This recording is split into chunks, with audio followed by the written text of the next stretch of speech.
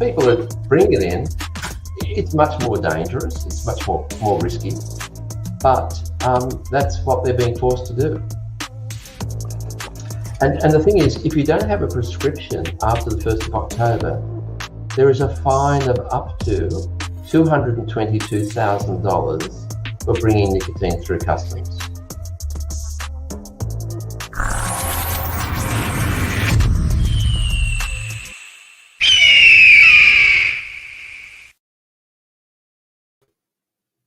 Good evening and hello to a special, very special episode of Son of Liberty Radio. I'm so excited that I got tongue-tied. I see there are people here. Hey, Addie and Jason and Mallory's here, and Omicidal was here, but he said he has to go to a doctor's appointment. He's down there in Australia, and James R is here. People here, but super excited and ready to go. So we're going to get Kevin in here really fast so that we can get right to the business of the reason why we're having a special show tonight. Unmute yourself, Kevin. I'm here. Let's go. You're here. Let's go. So, to give everybody a little context, why we're doing the special show tonight is, well, I have video here. Let's play this little video of us. Tom Clark is here as well. Hello, Tom Clark. If I can get my share screen button to actually work.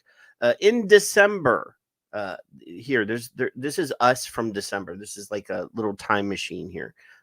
We were on the show, and I believe that Peggy said, "What's going on with Dr. Mendelsohn?" So then we had to look on X. And here, well, let's just go from here.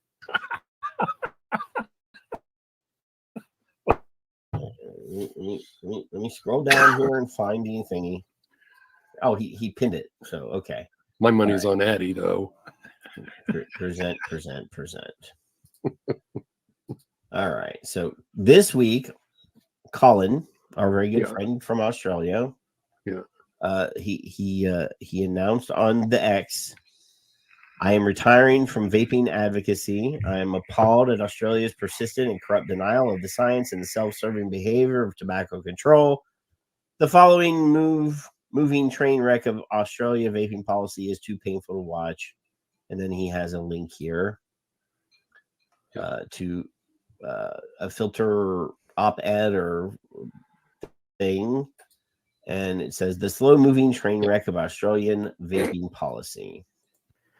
So Dr. Mendelsohn had announced his retirement, and I'm not going to play the whole clip because it's a really long clip because we read the entire article. But at the end of that, I predicted that it would be a temporary retirement, and now we have a week or so ago, Dr. Mendelsohn announced that he was unretired. So to celebrate his unretirement, I thought that it would be a great idea to have him on because, and I told him in the backstage before the show that he was not old enough and we were not ready for him to retire yet. So let's bring in the young man, the vibrant and energetic Dr. Colin Mendelsohn. That's right. Good evening, Patrick, and hello, Kevin. Hello, sir. Thank you for that nice introduction.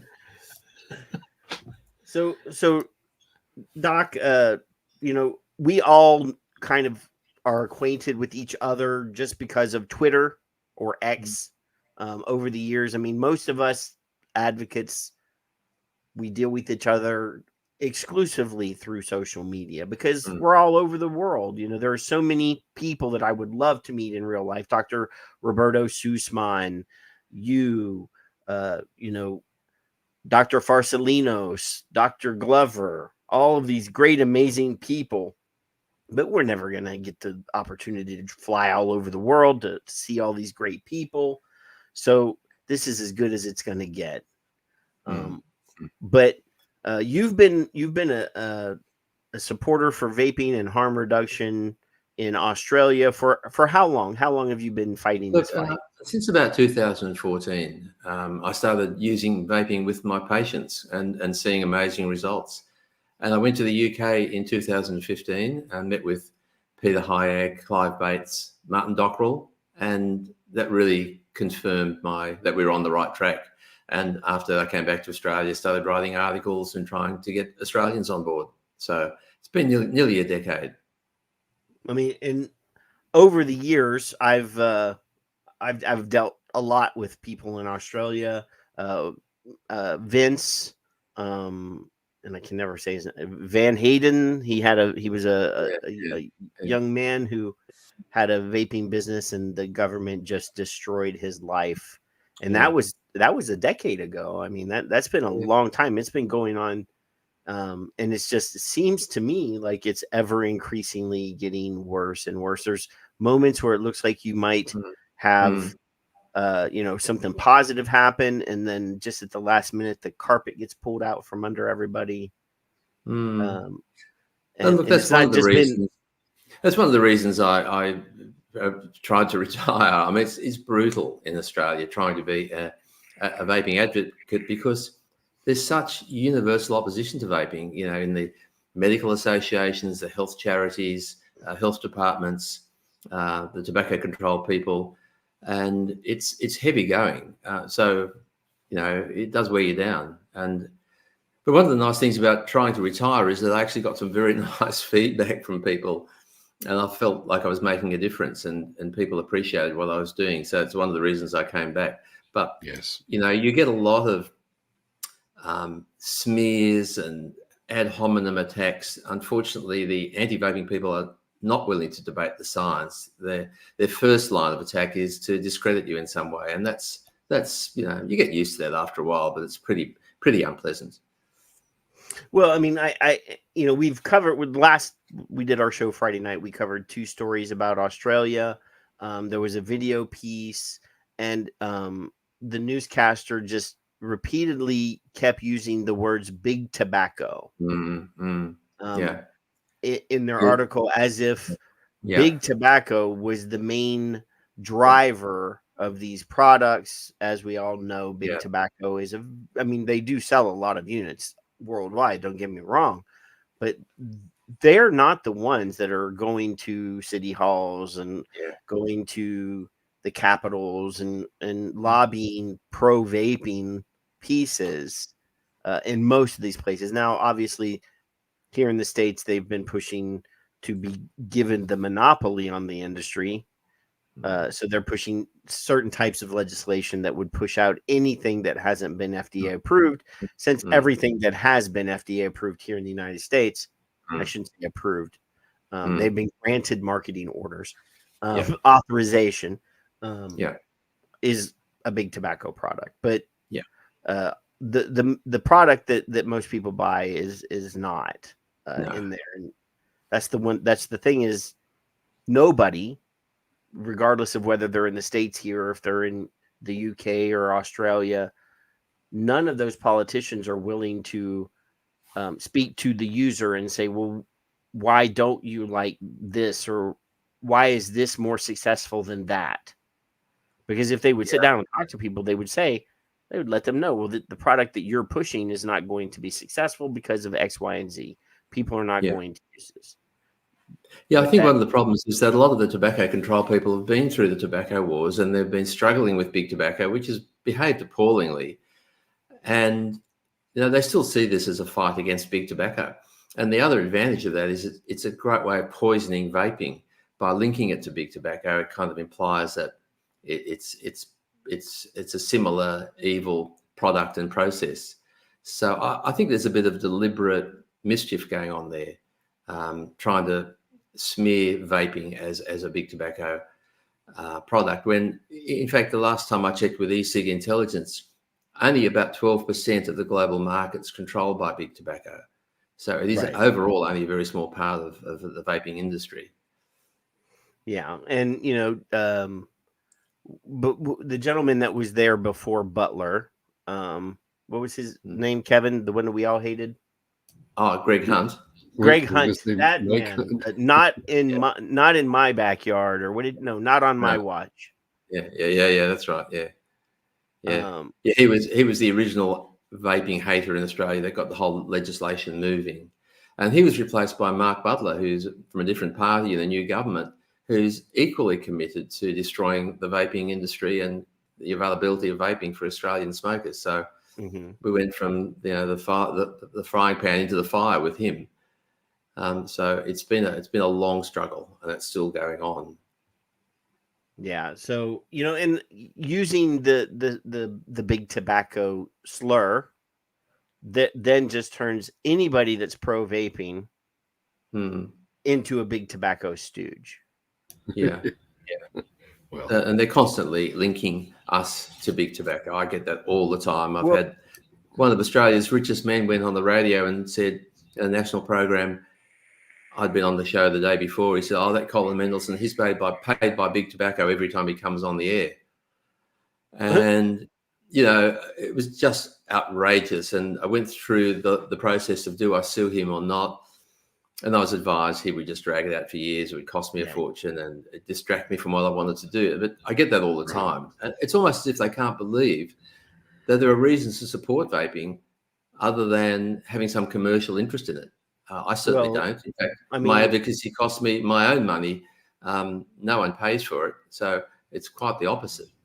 Yeah. In their mind, that everyone is motivated by the almighty dollar, and nobody would do anything because they're passionate about it and they believe in it. No. We've seen consumer advocates who, have a day job that have nothing to do with the industry at all, called big tobacco, stooge.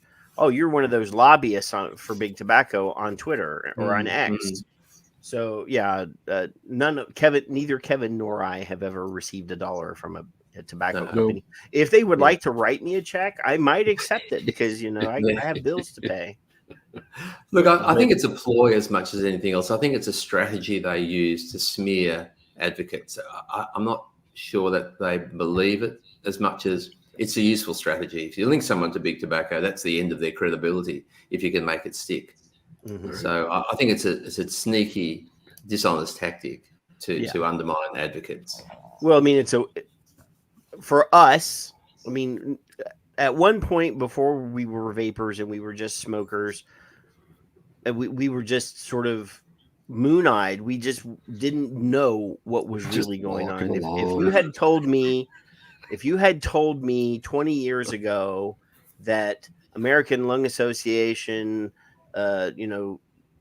campaign for tobacco-free kids, that our government would be, as corrupt as they are, that we've seen, we would never have believed it. Those people, those organizations were respectable. They were trying to, and I believe at some point they were trying to do something good.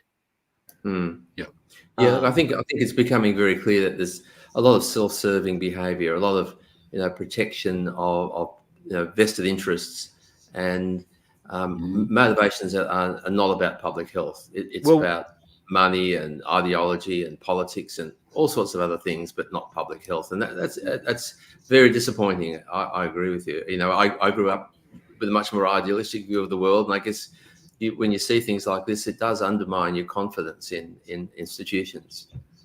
Well, if American Lung Association, for example, or Campaign for Tobacco-Free Kids, if smoking were to be zero, if for some miracle happened and everyone in the world decided, or everybody in the world decided to quit smoking today, they would no longer have a job, and they know that.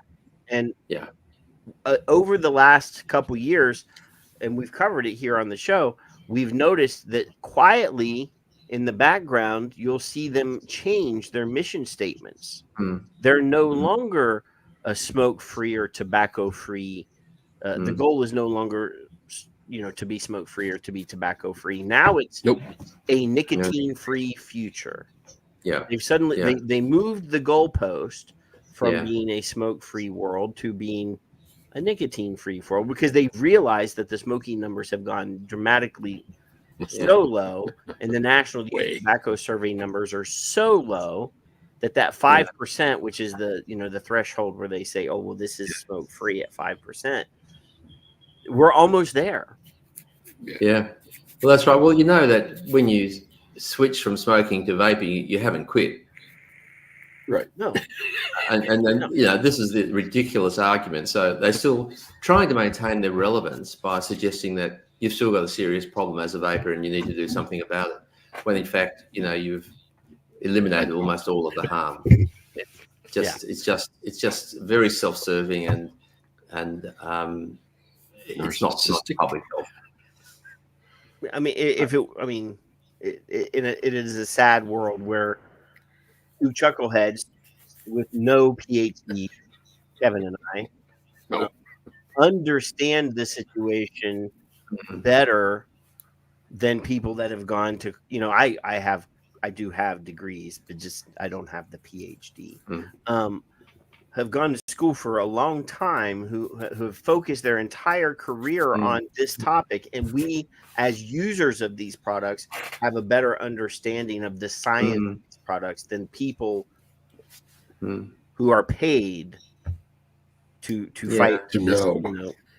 But that's the point, that their income and their prestige and their place in their profession all depends on there being smoking or harm and something for them to campaign against. Well, if smoking goes, they lose all that. They've got to have something to keep them relevant, and that's an how entire industry. So the plan was never to lose smoking completely because they'd be out of a job, and now, because of poor planning on their part, they have to struggle as hard as they do to rectify themselves. Yeah, that's right. So, Colin, since the last time you were here, you wrote a book. Yeah. Oh, right. That was since then. A whole book. Yeah. A book. I read books, but I have never written a book. And Kevin is a very avid reader. He has stacks of books over there. He likes to hold up and show people. I got books. So how well has the book been received? Like, you know, Look, I think it's been reasonably well received. I mean, the problem when you write a book on something controversial like this is it's very hard to get it published by a major publishing house, and then it's hard to get into the bookshops. So it's available online, you know, through the big online retailers. And look, yes, people buy it, and I get good feedback about it, and I think it's helped a lot of people. I mean, there's so much misinformation out there, and a lot of it's deliberate. But, you know, when you read in the media and online generally about vaping, you mostly read the bad stories. And one of the reasons I wrote the book was to get, you know, the right information out so people can make an informed choice, because it's very hard when you read about popcorn lung and EVALI and, you know, all the nonsense that is out there in the media. So the book was designed to correct a lot of that misinformation, but also to give people a practical guide on how to make the switch to vaping, because it's a bit complex, and it's not simply just a matter of you pick up a vape and you draw on it. You know, you've got to find the right vape. You've got to experiment with different types of products, and if this doesn't work, what do you do, and how much nicotine do you need, and what type of device, and so on. So it's the idea is to guide people through that process who want to make the transition. Mm-hmm. And if there's no vape shops. Sorry? You're not going to be able. I said if there's no vape shops, that's not going to happen. Well, that's the problem. And one of the things that's happening in Australia is, you know, we've, as you may have been aware, our governments have been cracking down on vaping for some years now. And just more recently, a huge crackdown has begun, and it's led to the closure of almost all the vape shops in Australia, because they're not allowed to sell e-liquid with or without nicotine. They're not allowed even to sell vapes. Which is just absurd. The only place you can buy those now legally is through a pharmacy. So unfortunately, I mean, that has created lots of problems. For one, if you're a vapor, you can't get that expert advice that you used to be able to get. If you wanted to quit smoking, you could go into a vape shop and speak to someone who knew what they were talking about. They could show you what was available and get you started and help you with any problems. Well, that service is not available anymore. And apart from that, a lot of these little businesses who had been legal are going bankrupt. People are becoming unemployed, and the government's not giving them any compensation. I mean, it's really quite disgraceful. So the article that we read the other day discusses the fact that the fine for selling a cigarette to somebody, an illegal cigarette to somebody, is like $5,000. But the fine for selling somebody an illegal vape is $7,000. Yeah, look, it's ridiculous. It's the fine. I mean, it's all totally out of proportion. I mean, the fines have gone up now to $2.2 million for some of the bigger offences and 7 years jail. Oh, you know, this is all just the government's creating the need for this huge crackdown because the model that it's introduced, which is in Australia a prescription-only model, no one's sticking with. So we've created this huge criminal market. This industry is now controlled by criminals, and the government thinks, well, we have to get tough if we're going to crack this, and they're just, raising penalties, jail terms, spending more and more on enforcement and border control. But of course, at the end of the day, it's not going to work. It never does for a product that people want, that they enjoy, and that we know they'll continue using.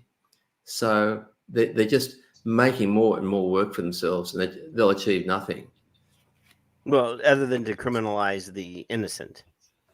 They're criminalising. We have 1.7 million adult vapers in Australia, and most of them, 90% of them, are buying products illegally. So this model we have, where you have to get a script and you have to go to a pharmacy, no one's doing that. I mean, that's ridiculous. You can buy cigarettes at the corner shop next door, but you have to find a doctor who'll write a prescription, and most won't. You have to find a pharmacist who'll dispense the product, and very few do. And vapers are saying, why should I even have to do that? It's my body. I'm looking to get healthier. Why should I have to pay extra, go through all that inconvenience? Yeah. People aren't doing it. So, but the government says that's the government's vision. They think people should. They think they know better what's going to work. But vapers have made it very clear that it's not going to work. And public opinion has made it very clear that is not what people think is the right way to regulate these products. No. Yeah. The other thing that we noticed, in the same article that you shared, they're discussing how the smoking rates are declining in Australia. However, the tax collection from tobacco taxes has increased. So as fewer people buy cigarettes, they just raise the tax on cigarettes to make up the budgetary shortfall that would occur since fewer people are buying cigarettes. Yeah, look, we've got the highest cigarette prices in the world, and we've had extraordinary increases year on year. And look, that's okay up to a point, because increasing the price can incentivize quitting. But in Australia, we've just gone to eye-watering levels where lots of addicted smokers just can't quit, and it's creating enormous financial stress for a lot of people.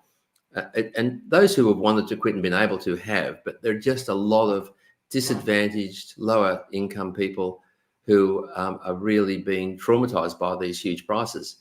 So what's happened from that is that we've got a huge illicit market. So about 25% of the total tobacco market is illicit. And that's run by criminal gangs, and they're the same networks that are now taking up the vapes and bringing them in and selling those to people. Well, to me, it always seems that the people that are making this legislation have no understanding of the situation. They know that people in lower socioeconomic areas, people that are maybe not as highly educated, those are people that the smoking numbers are the highest in. And we've discussed it here on the show. When I was a smoker and I had limited means, I would be often given the choice of, well, okay, I can buy cigarettes or I can buy lunch. Yeah, and exactly. Oftentimes, cigarettes won. If we look at Dr. Glover in New Zealand's Voices of the 5%, or it's probably not 5%. That's what it is.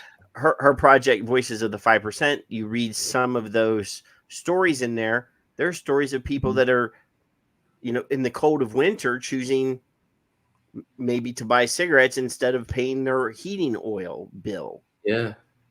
Look, we know that's happening. People are giving up, food and money for accommodation and heating in favor of cigarettes because they're addicted and they have no choice. Mm-hmm. And so these high taxes are really regressive. They're really harming disadvantaged people more than others. So it's even more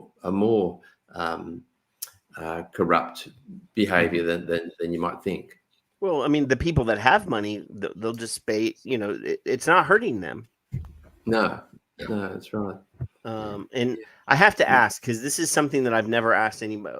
Are cigars, like premium, like Cuban cigars, are they covered in the same way that combustible cigarettes are in Australia? Yeah, they're all treated the same way. Yeah, they're all taxed high and restricted in the same way.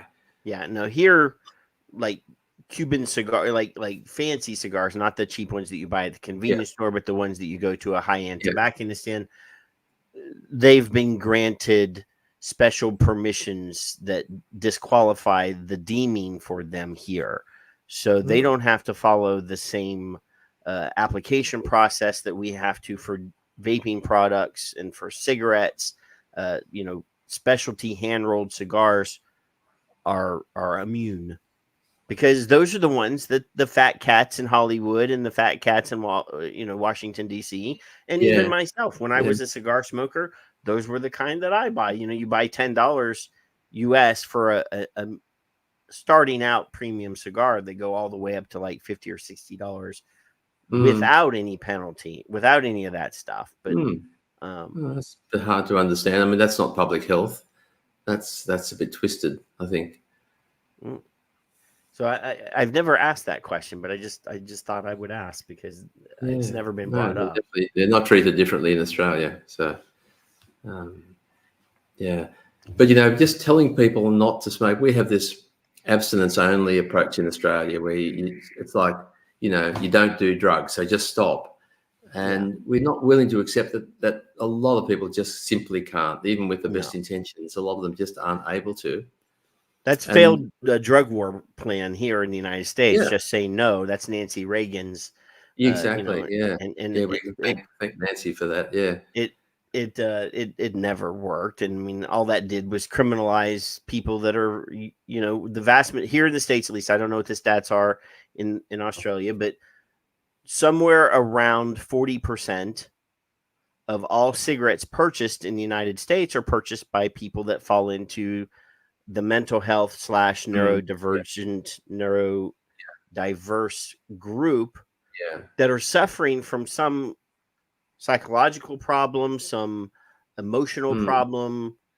And that's their, would you rather them be on massive amounts of psycho-altering medicines? A lot of the medicines are, meth derivatives. I mean, a lot of the medicines that they're writing blank checks for children here in the United States are for ADHD and, those things. They're big, huge meth problem. They're not. It's not the same thing as crystal meth, but they're stimulants. Yeah, stimulants, massive stimulants. When we see a kid vaping, we immediately assume that the vaping is what's causing the behavioral problems. Yes, they're seeking the nicotine to knock the edge off. Well, that's right. Nicotine has a lot of benefits, and it's been demonized, but in fact, people use it because it makes them feel good, makes them function better, and it helps to prevent and treat a number of medical conditions. So it really is not well understood, nicotine. That's for sure. And that's why one of the reasons why it's so popular. People don't just smoke because they can't quit. They smoke or they use nicotine because they enjoy it and they get benefits out of it. And it's not the government's business to tell them that they shouldn't. And sometimes they don't realize that they're getting benefits. They just know. They just get it. They just know it helps them. So, what is the the philosophy, or how is cannabis treated in Australia right now? Cannabis, it's available under certain circumstances on prescription through a doctor. So we haven't gone to the situation where in the US where it's legal for recreational purposes. I don't want you to be under the assumption that it's legal in all the 50 states. No, I know it's spreading. It's spreading. It's getting there. 23 states have either medical or recreational. I live in a state that will be levels that will never be that will never be legal in Texas. But or at least will be the last. I was just wondering because it's the same model. Then they'll write you a prescription for cannabis. They probably might more willingly write you a prescription for cannabis than they would for nicotine. Look, it's very hard to get a doctor to write a nicotine prescription in Australia. The doctors are quite skeptical because they're constantly getting negative messages from our health departments, the medical associations, the health charities. They're very uninformed. They know very little about vaping. And the other problem is that they're being asked to write a script for a product that's not been tested by the medicines regulator. So if there's a problem, they haven't got the same legal protection. So most doctors won't write a script, and yet their patients are forced to get a script somehow, and many find it really difficult. Yeah. And no, the last time we spoke, there was like 8 doctors that would write the prescription. Yeah, there are more now, but the vast majority don't. Most people will go to a whole lot of doctors and still find they just can't get the script, and that's why these telehealth services have been springing up online, so people can log into a website and do it through the website. It's not entirely satisfactory, but people have to get the script somehow. It's a very silly system. I mean, it was a silly system when you could get the script and then you could legally import the nicotine yourself. It was still silly then. Yeah. But now that they're even preventing people from importing what they want, it's even worse. Yeah, look, so what most people do is they just go to the local convenience store or through social media, they just purchase illegal products. So these are totally unregulated products imported by criminal gangs and sold freely to anyone who wants them, including children. So then we have this huge outcry, this huge moral panic about kids vaping. And we've created that with the regulations we've got. But the response then is, we have to crack down harder because the kids are vaping. So we're going around in this cycle where, we're creating problems and then cracking down more to solve the problems and making things worse. We really need to turn the ship around and start all over again. We're really going the wrong way. Mm-hmm. Well, I mean, here, I started vaping in 2010. So it's been 14 years. I started vaping in 2010.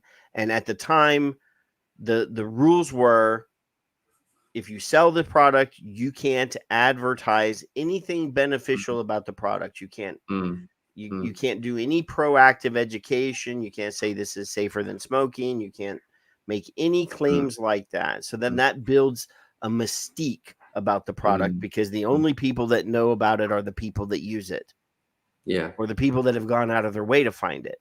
So instead of having a massive educational campaign or even a moderate educational campaign explaining that, yes, vaping is safer than smoking. It does have nicotine. It's a stimulant. It could possibly raise your your heart rate a little bit. It could raise your blood pressure a little bit. If you have a heart condition, you need to monitor the situation. Instead of doing that, they just let it be quiet. And then 2014, the FDA announces that they're going to deem. Then they go through a 2-year process to officially do the deeming. And it's just the whole time we've been restricted from in a country that praises free speech. We've not been allowed to be, to be, talkative about it. We've not been allowed. I mean, Kevin and I can say all the nice things about vaping we want because we've never been in the industry, but the people that sell the product can't promote the product's beneficial properties, which always seem kind of silly to me. But what's happening in the background is that you're getting all those negative messages, all the alarmist, sensational misinformation from the media and the anti-vaping organisations, and it's that's unfortunately influencing people's views of these products, which is and it's not being countered by accurate, positive information. So over the last 10 years, the last decade or so, we've been in the midst of a huge media frenzy about nicotine, about vaping, that it's going to destroy, your brain is not fully developed until you're 25. It causes mental problems. If you watch the real cost advertisements, you'll see that it causes brain worms, all sorts of, there's heavy metals in there. It's really bad. So then we have educators that have been brainwashed that are, so yeah, I've been tracking over the past couple years the militant hate of vaping, especially amongst educators and law enforcement officers. So I have a thread on Twitter showing, going back about 4 or 5 years, every time a child is strip searched at school, tased by a police officer for vaping. Obviously, we talked about the story in Australia 2 weeks ago where the young man was physically assaulted by an adult police officer because he refused to hand over his vape. While it appears to me, now I don't know the full situation, but there was an adult woman there trying to intervene, telling the police officer, that's his father's, you can't have it, don't touch my son. Yeah, it's an awful story.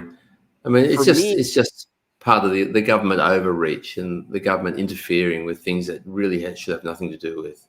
But is it possible that the police officer is under the impression that vaping is going to kill this child, that he's also fallen prey to massive misinformation campaigns, and that his intention was, oh, well, I've seen all these things that say vaping is going to turn this there's been stories in the media of kids vaping and going to the emergency room because they've been poisoned by some horrible thing in the vape or whatever. Is that not possibly an extension of all of this massive amounts of disinformation and fear campaigning, moral panic?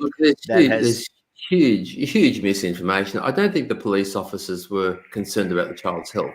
I think they thought they were enforcing the law, but it was a gross overreaction. And I mean, the number of kids vaping, they'd be spending their whole working day going around arresting kids vaping if they took that further. This particular child was fairly rude to the police, to be fair. That's true. And that provoked them. But, it was a very counterproductive exercise, and the police did not look good. I don't think it achieved anything. No, it didn't. It didn't. But I mean, we have tons of stories here, stories in New Zealand of a school principal taking photographs of female students under the toilet stall because he thought they were vaping. Video cameras being placed outside of the bathroom door. I haven't seen any stories of them placing cameras inside the bathroom yet, but outside the bathroom door with sensors inside the bathroom to listen and obviously detect any it just seems like every time it's an escalation. Once you've got a panic like that, anything's on. People are being not acting rationally anymore. I mean, it's to the point now that to me, I don't want to assume evil when it comes to. I mean, I have a very low opinion of educators right now, to tell you the truth, but not all teachers are bad.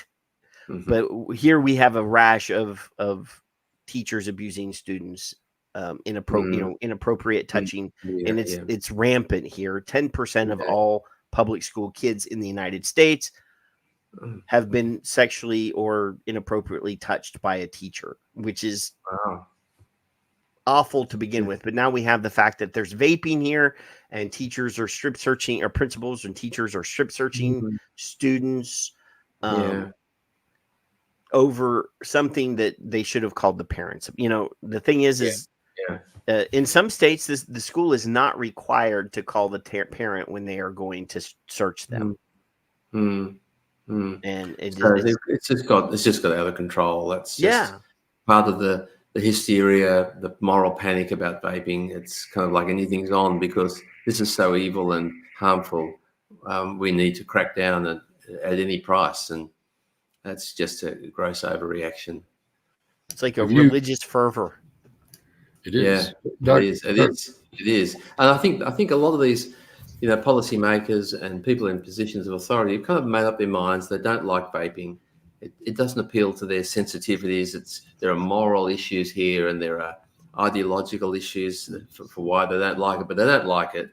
And then, they will use all sorts of strategies to eliminate it, which includes misinformation and very heavy-handed interventions, and I think it's just gone too far.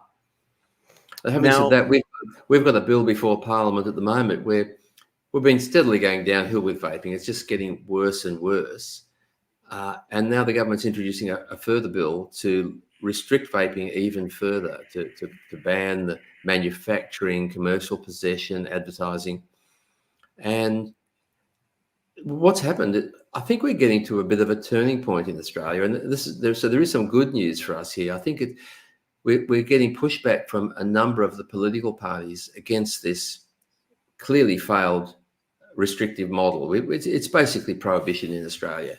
In effect, it's prohibition. And we're finally realising that just isn't working. We've got kids vaping, adults who want to quit can't legally get these products. We've got criminal gangs. We've got unregulated products. So we're just missing a huge public health opportunity. And some of the big political parties are now actually saying, well, maybe this isn't the right way to go.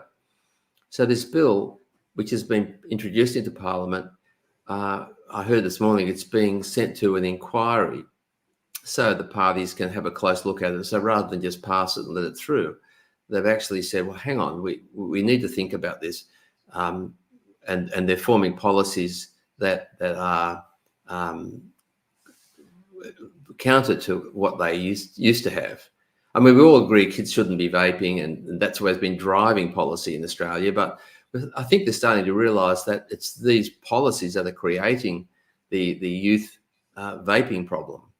And finally, I think we may be at a bit of a turning point. So there's something good happening, I think, at the moment, which I hope to be able to we'll see through in the next year or so. Yeah. So Pippa mentioned on X last week sometime that a baker had apparently had her shipment of confectionery flavors, which are the same flavors that we use to make e-liquid, seized. Now, I haven't seen that story anywhere other than Pippa recounting it, but I mean, if that's true, because these things are being, you can go to the supermarket and buy the same flavorings that we use to make confectionaries or to bake with or to do, other things with. Even that flavorings used in other purposes are now being blocked just because they have something to do with I think that was a mistake. When I read through the regulations, they said flavorings designed for vapes are not allowed, and it's illegal to import them, but they need to be distinguished from flavorings for other things, and so which are allowed. So I think, but the bigger flavor companies that we use don't differentiate the flavors that they sell for candies and the flavors that they sell for vapes. They're the same product. Yeah. So Well, if they're intended for vapes in Australia, then you can't bring them in and you can't use them. But right, if they're just generic flavors, then you can. And I right. think that particular episode shouldn't have happened under the current regulations. So I think that's probably just a teething problem with the regulations, that they haven't quite worked out who they apply to. But it shouldn't have applied to that product. Mm-hmm. So one of the main pillars of harm reduction is meet them where they are. Mm. You know, meet the people that you're trying to service where they are. And this goes back to what I said earlier about them just not having the wherewithal or the give a damn to actually speak to the people that use the products and see what is the most important aspects of these products. Because we're public health. We want to help you. Yeah. But instead, regardless of where you are geographically, public health instead want to tell you this is our way and this is the way that you have to do it. Yeah. And they make a show of listening. They have inquiries and people put in submissions, and it's kind of like a box ticking exercise. Well, we ask people, and so we've done things properly, but they don't listen. They've made up their minds before they even start these inquiries. Mm-hmm. And I think you're absolutely right. They don't consider the human aspect of vaping and what it means to people and the stress they're causing by cracking down on vaping. You know, Right. it's a lot of people are really anxious in Australia about not being able to get supplies and maybe having to go back to smoking. And that's something I think the authorities just don't understand. It's like they've just made a decision. They think this is best, and that's the end of it, without really understanding the full picture. Every regardless of where you are geographically, in Ireland this past week they published a study, a survey. They surveyed Irish vapors. 70% of them said if I had to stick to tobacco flavored vape, I would probably just go back to cigarettes. Yeah, I saw that study. And that's very similar to surveys in the States, surveys in Europe, surveys, I'm sure, in Australia. If we did one, it would probably be pretty close to that same result. And that's a disaster. I mean, even a small number of people going back to smoking is it's a public health disaster, because 2 out of 3 of them will die from their smoking, whereas continuing to vape has, relatively minor health effects. So you're already undoing all the good you've achieved with vaping and just sending people back to being at greater risk. And that's if public health is doing that, they're absolutely on the wrong track. Yeah.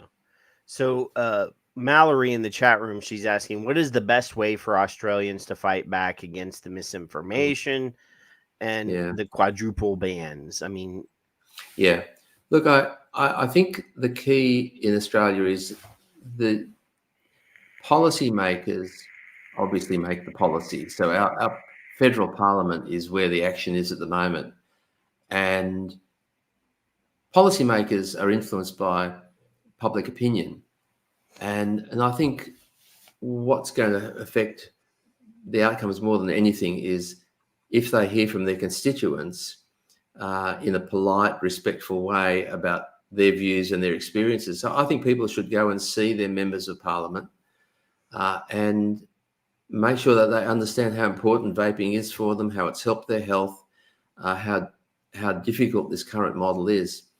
I mean, I think the more people do that, politicians listen. Their first priority above everything is to be elected again at the next election. And if there's enough people who have gone to the trouble to write them an email or actually go and visit them, go along with 2 or 3 friends who vape and give your views and let them know how important it is for you. Because the pressure is definitely building in Australia.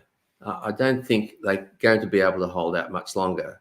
Alex Wodak, whom I work with, describes it as a house of cards. So it looks solid, but it's not going to take much to just ruffle the foundations, and hopefully things will fall apart. And I think the fact that this bill hasn't gone through Parliament is a very positive sign. It's going to a committee. and there's a lot of pushback amongst some of the other leading political parties. So I think things are going to change, but we just need to keep the pressure on. Yeah. So Breestones, Adam, he's in Australia. He says, why would Butler ignore the message from us for years now and continue the path he chose? Now, Butler has only been there for what, 2 years? Yeah. And Mike or Hunt was there before. Greg Hunt, yeah, was there before. Yeah. So, he was handed this, and he just picked up the ball and ran with it. He didn't change directions. He's kind of made this like his signature policy. It's kind of like this. He wants to be remembered as being tough on smoking, having the toughest restrictions in the world for smoking and vaping. It seems to be something he's kind of taken up as something he wants to be remembered for. And it's got to the point where he's not looking at the evidence anymore. This is just his policy.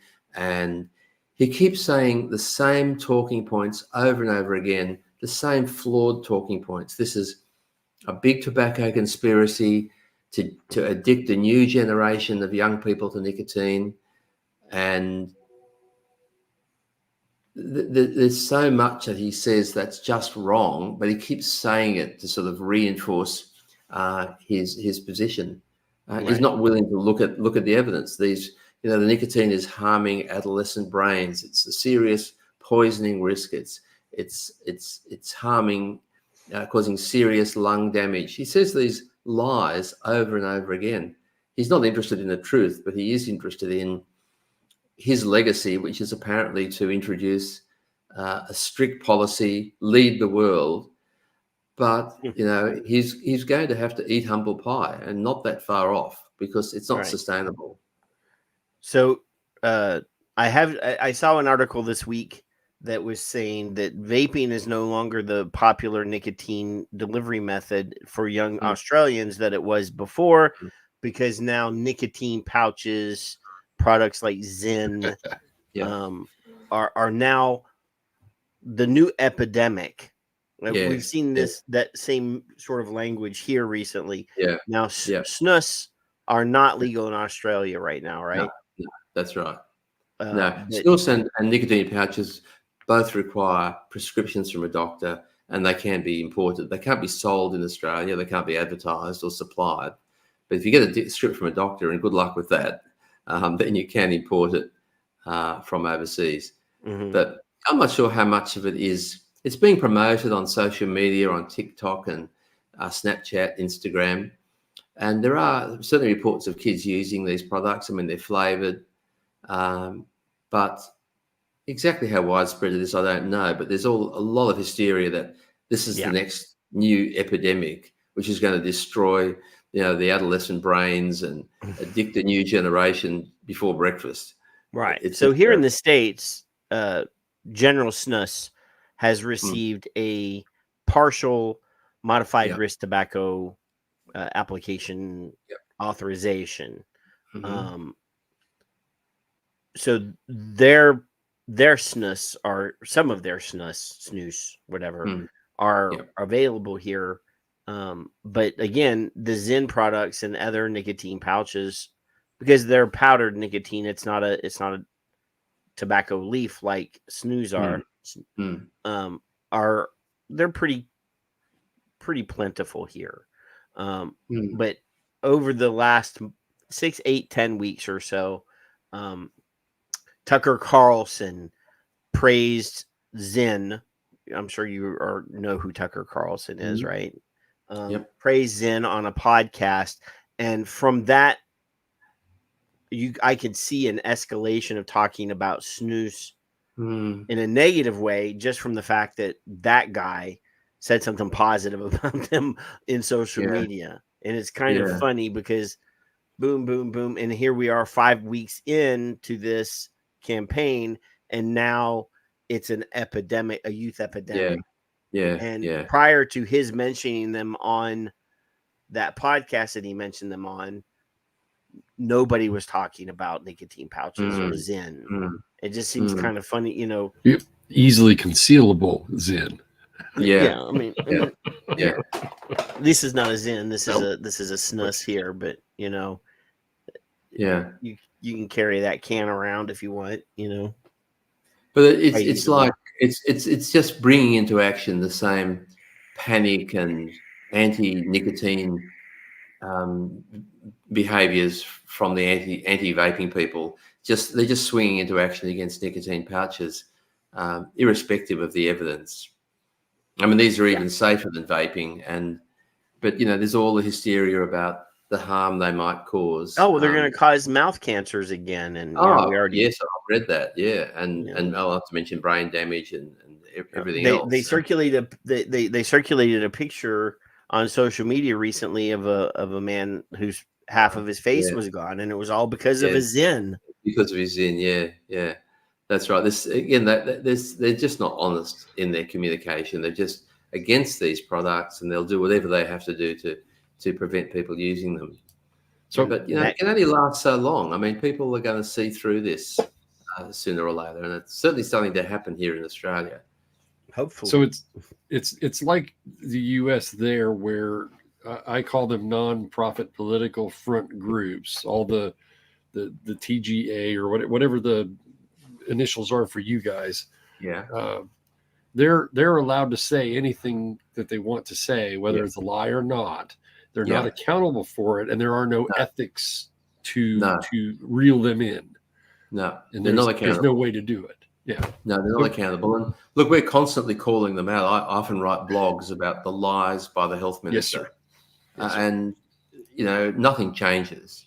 And you write to them and they just say, oh, yeah, whatever. No, you can't get through that. They're not accountable. And they can keep saying these things over and over again. And if the more they say them, the more likely people are to believe them. Mm-hmm. And unfortunately, the media supports the main dominant narrative. So they're just keep getting repeated. What's insane to me from here in our country and looking at you guys is they're not even in fear of being found out. No, it's that much power. That they don't care. They don't understand it. No, it's true. It's extraordinary. Even though we call them out and we present the scientific evidence, it just gets brushed aside. And that's the frustrating thing about the advocacy that we do. We don't feel we have a lot of power, but I do think it is starting to make a difference. I think there is a shift. So we're a little bit optimistic. Now, in your professional life, I've asked Dr. Gardner this a while back. Is there any other health issue that there was that you can think of that there was this much pushback and they were wrong, or this much insanity that the doctors just went completely crazy and said you're all wrong and they changed it? Yeah, look, there's been a lot of harm reduction interventions that have been vigorously opposed. I mean, Alex Wodak talks about this a lot. He's been doing a lot of groundbreaking work on harm reduction over the years. So things like needle exchanges and medically supervised injecting rooms, heroin trials, things which, when you look back years later, you wonder why on earth was that opposed. Look at the enormous benefit from needle exchange programs and how we were able to contain HIV because of that. For example, we've saved so many lives, saved this much money. It cost us this much to do it, but we're way ahead. It seems to be especially a problem with harm reduction. It's always harm reduction. New innovations in this field are typically resisted. The status quo seems to always be people seem to want to preserve the status quo, and new interventions are just violently opposed. And then you look back later and you realize that, of course, that was wrong and you should have done it earlier. And that's what we'll realize with vaping as well. I'm sure we'll see as time goes by that it's been a huge public health opportunity, which we took a long time to finally understand. Yeah, I mean, I had Dr. Mark Tyndall on the show a long time ago, and he was part of the implementation in Canada of one of the first safe injection sites in Toronto, and how much pushback. I mean, right in the middle of the AIDS epidemic, trying to, provide clean needles in a safe space. And, people really hated that. They didn't want that in their community. I can remember when methadone was first being implemented and people saying, not in my backyard. Even today, you see some people still looking down on IV drug users that are using methadone.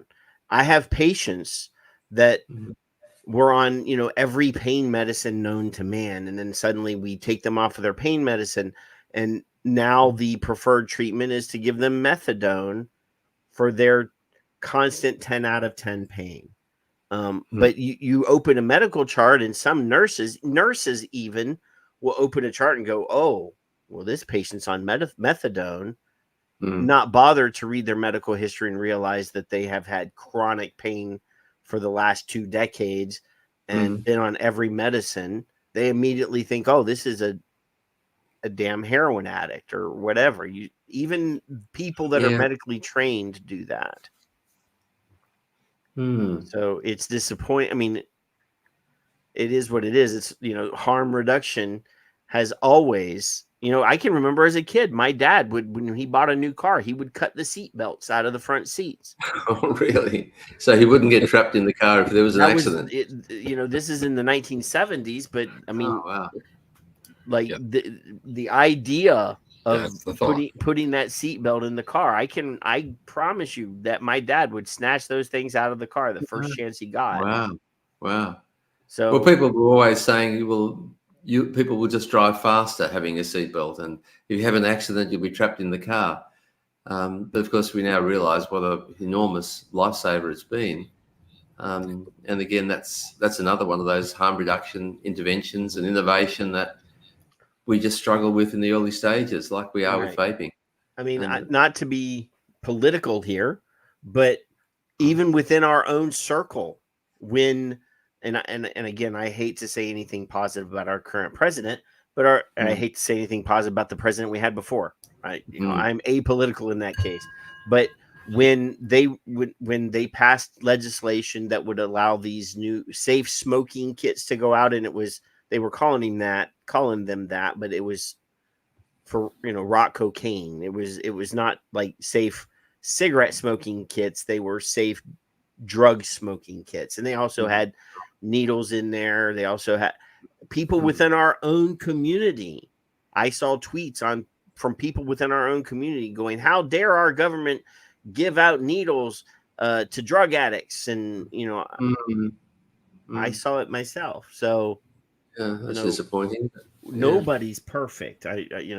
But yeah, I saw that, and I'm like, you can't be a harm reduction advocate vaping and then piss on harm reduction in other fields and other. Yeah, it's a very similar principle. I mean, harm reduction for drugs and for cigarettes, it's really no different. It's about reducing the harm for people who otherwise can't stop the drug, rather than stopping the drug. It's no different. So we need to be a bit more empathic, I think, have a bit more compassion for people, and do what we can to sort of help protect them when they can't help themselves. But so, Dr. Mendelsohn, I don't want to. I mean, we've been here an hour already. I don't know how long you have free, but what topic have we not covered that you really feel like is the most important thing to talk about? Look, one thing that strikes me is the interesting natural experiment we have in this part of the world. So in Australia, we've got a really strict prohibitionist approach to vaping. In New Zealand, just across the water, they've taken a very sensible risk proportionate harm reduction approach, and they've made vaping available to adults through legalized licensed outlets. And in New Zealand, in the last 4 years, their smoking rate has fallen by 53%. And in Australia, and our two countries have very similar tobacco control laws. They're very similar from a demographic, social, a lifestyle point of view. So there's very little difference between the countries. But in Australia, the smoking rate's fallen by, in that time, about 25%. And part of that is due to vaping. It's just really interesting to me that we can see in the real world how regulating vaping properly, making it available, is having a huge effect.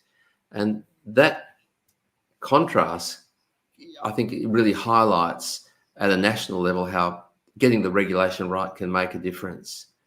So that's something I've been very interested in. We've looked very carefully at the differences between the country, and we both have very strict tobacco control laws. We're similar in every other way, but smoking's been plummeting in New Zealand, and it's what we would have hundreds and hundreds of thousands of smokers in Australia who would not now be smoking if we'd followed the New Zealand approach, which is to regulate these products like tobacco. So I must say, that's something that's on my mind. And the other thing that really bugs me is the moral panic about youth vaping. I mean, we've created a lot of this by restricting vaping. So,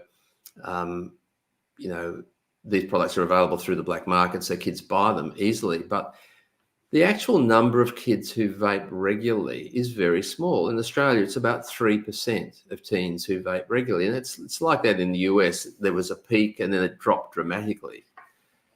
And we worry terribly about the effects on these kids. But most kids who vape occasionally, short term, and there's no concern from a health point of view. And that's the great majority.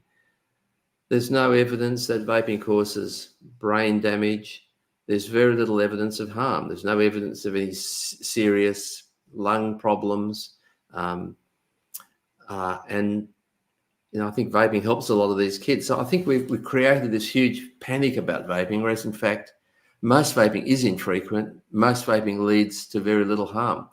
And more than anything, I think what's important is vaping is leading kids away from smoking. And that's why smoking is plummeting in the US amongst kids. And in New Zealand and also in Australia, kids are being diverted.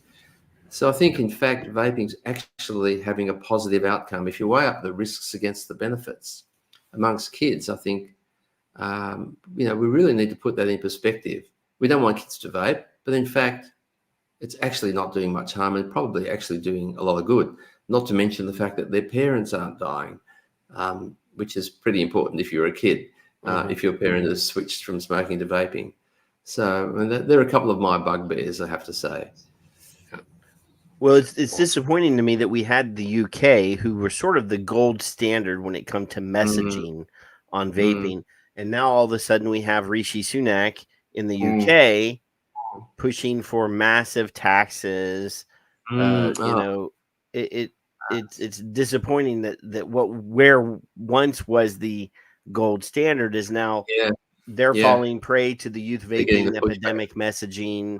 And we have the PM of UK basically coming out and making public statements that run completely counter to what the Royal College of Physicians, what Public Health UK are saying. Already established. And they're getting that same sort of pushback in New Zealand as well. There are new rules that are restricting vaping further, and there are organisations within the country that are pushing for harsher restrictions.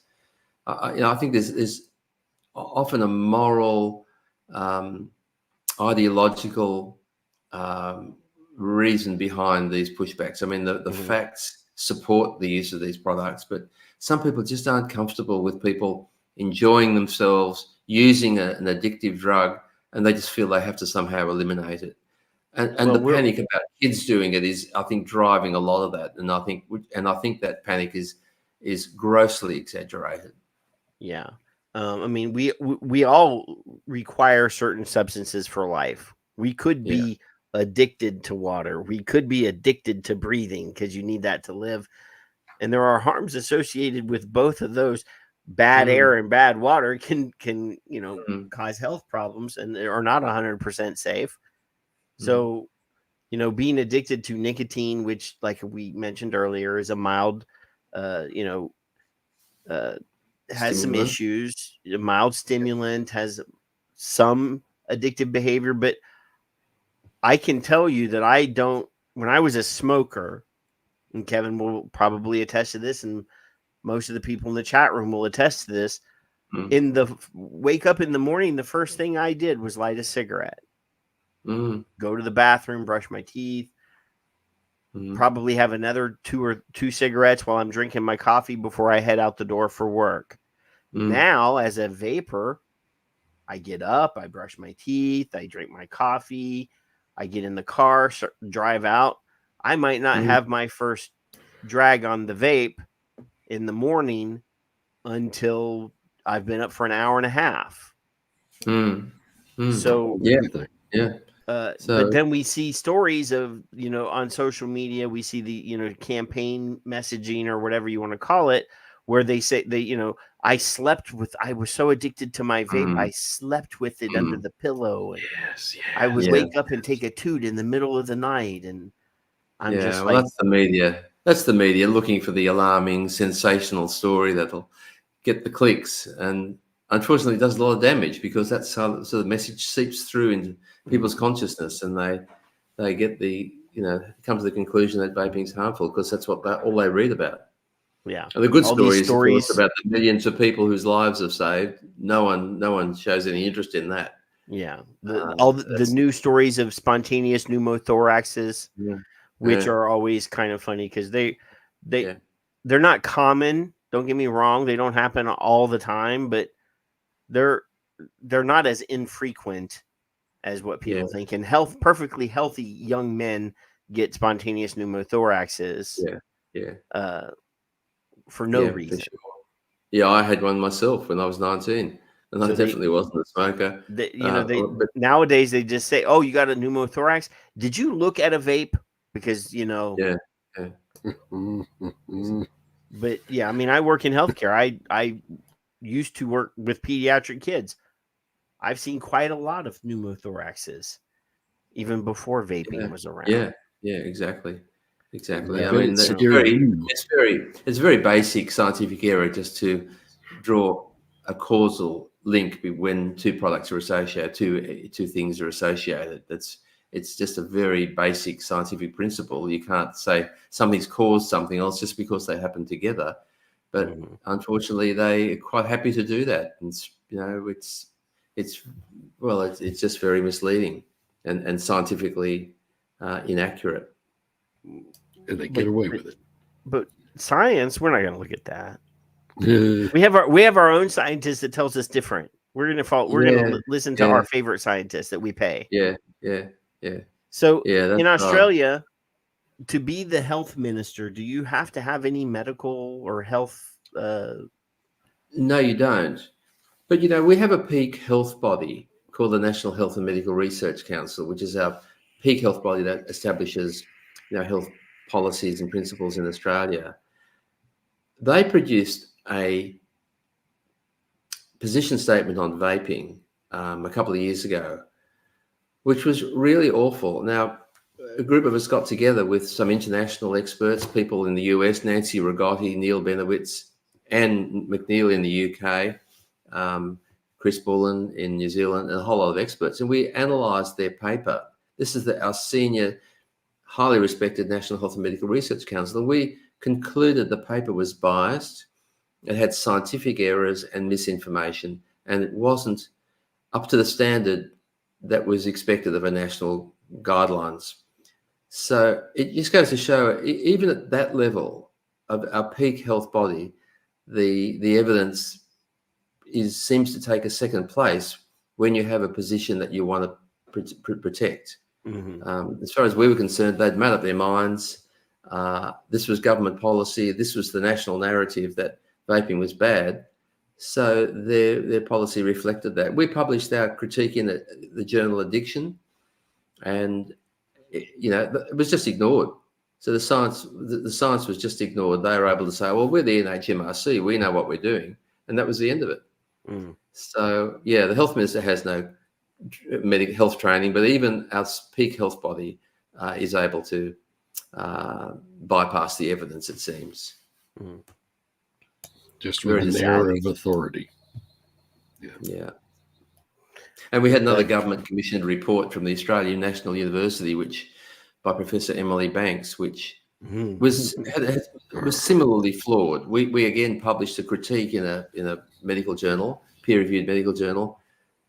We sent it to her, and she just didn't respond. We said, we'd like to speak to you, didn't even respond to us. And that's when you look at the science and you clearly see that there are issues. You would think a scientist would want to try and understand where the truth is. They weren't interested. It was a position that they'd taken, and there was no interest in exploring the concerns that were raised. So that's what we're up against. Even at that level, we're not getting acknowledgement of the science. So it is very frustrating. Well, we see arguments from places of authority all the time. I'm a blah, blah, blah. I have all these credentials after my name. And so therefore my opinion is more valuable than yours because you don't have credentials. But I don't care how you start quoting a scientific study from somebody that does have credentials.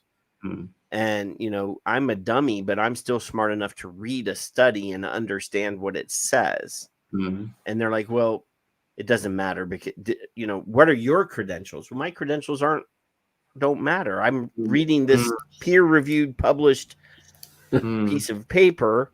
Now you're a shield. For example, the Royal College of Physicians, nicotine without smoke.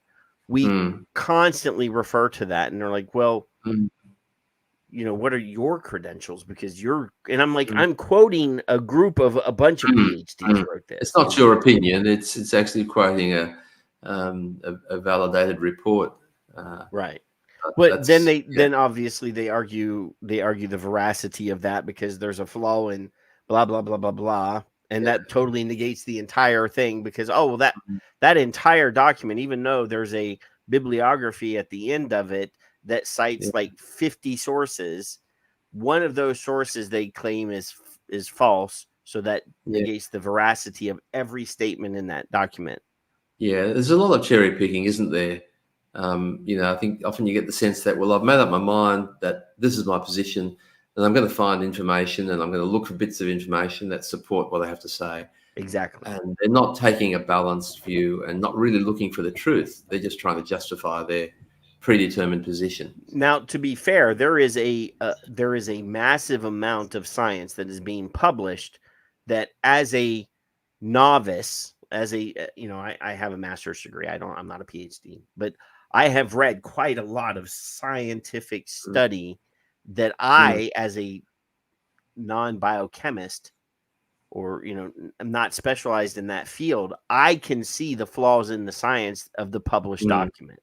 In the introduction, they already show at the beginning that they have a bias.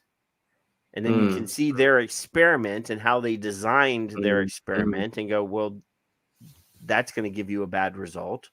Well, they're determined to prove what they'd already decided on. I mean, often, just from seeing the names of the authors or where they're from, even before you read the paper. Oh, if it says University of Bath, it's already bad.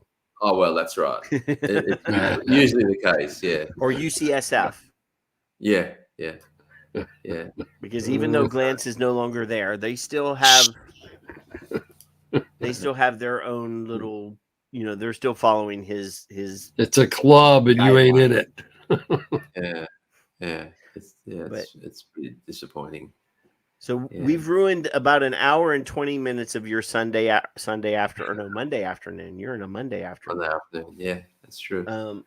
So I would, I didn't want to keep you forever and ever. I really enjoyed our conversation, and you are welcome to come back anytime you have something that you want to talk to us about.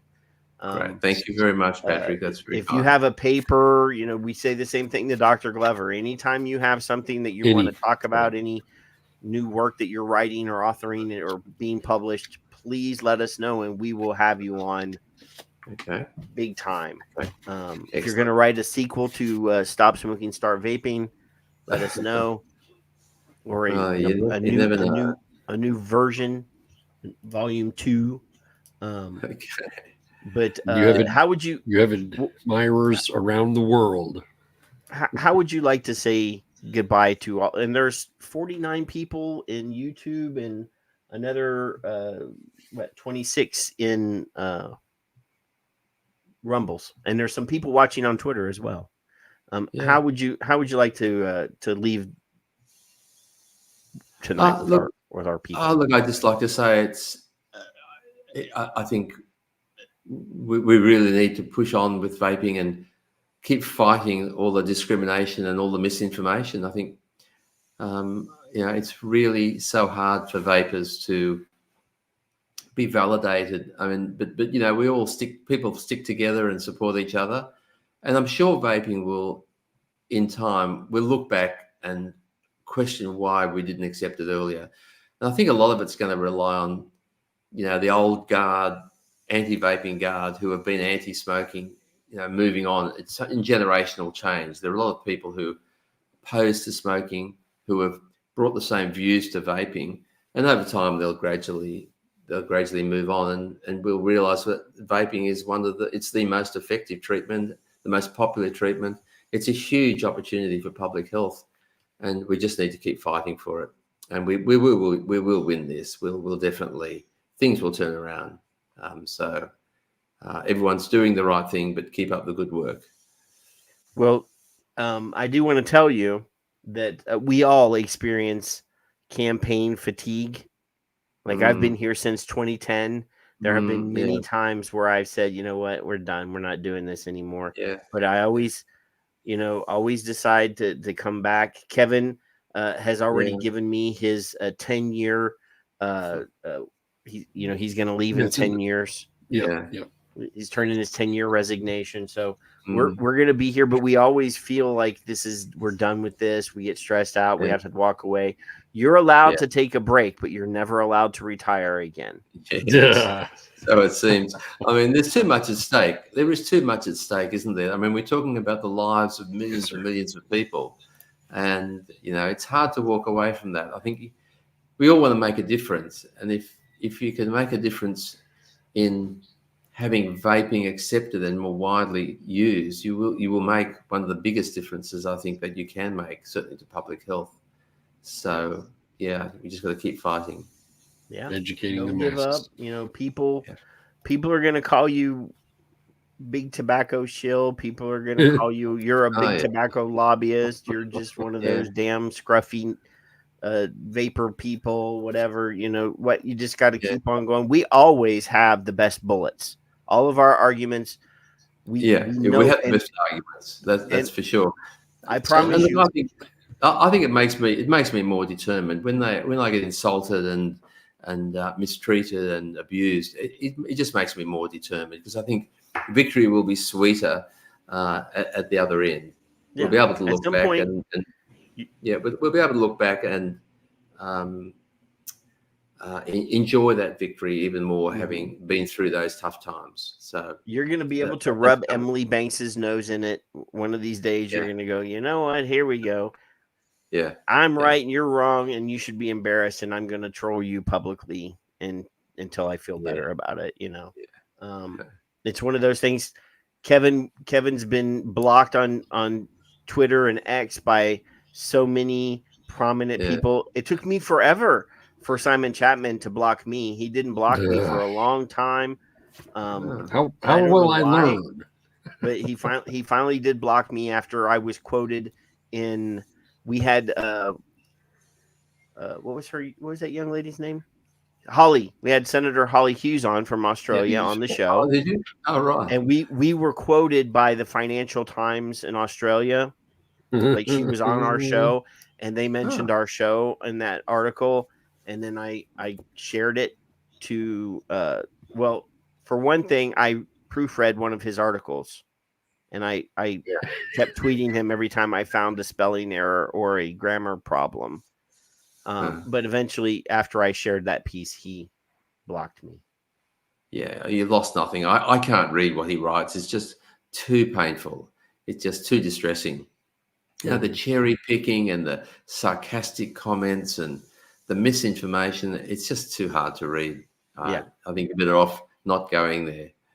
Well, now I can't see any of his stuff anyway. He blocked me, but it was Sure. it was atrocious. I had an entire Twitter thread of just spelling errors, grammar issue, like boom, boom, boom, boom. And because, I'm a little obsessive compulsive about that.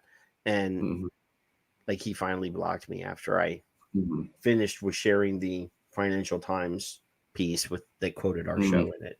But it's no loss. You're better off without it.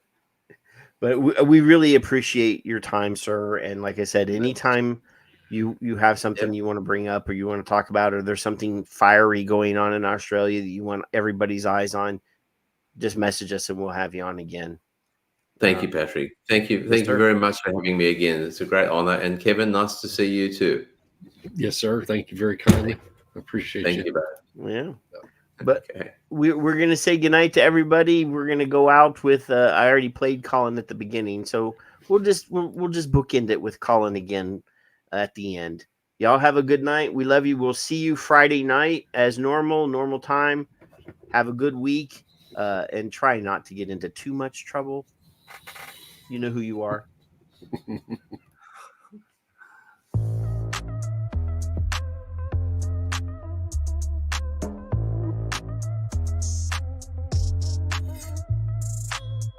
People that bring it in, it's much more dangerous, it's much more risky, but that's what they're being forced to do. And the thing is, if you don't have a prescription after the 1st of October, there is a fine of up to $222,000 for bringing nicotine through customs.